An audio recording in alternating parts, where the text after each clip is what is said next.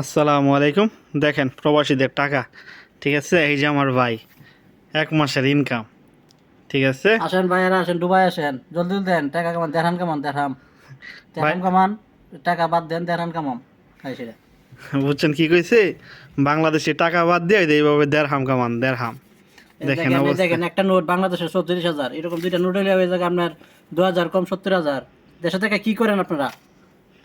ভাই এটা কেমনে সম্ভব এত টাকা? দেখেন একটা নোট 500 টাকা, বাংলাদেশে 17,000 টাকা। দেখেন না কতগুলো নোট। দেখেন, আগামী নির্বাচন করুন, সরকারি নির্বাচন, সবাই আবার ভোট দেন। ভাইয়ের জন্য সকলে দোয়া করেন। ভাই অনেক কষ্ট করে, দেখছেন। কষ্ট করলে ভাই টাকা কামানো যায়, এটা হচ্ছে সবচেয়ে বাস্তবতা। ভাইয়ের জন্য এই যে আরেকটা, এই যে আরেকটা, এই যে গরিব, এই যে গরিব ঘুমাইতেছে। ওই যে দেখেন গরিব, গরিব ঘুমায়, ওই যে ওইটাও গরিব, ঠিক আছে। আমাদের রুমমেট খালি এই বড় ভাই ধনী আছে। ভাইয়ের জন্য সকলে দোয়া করেন।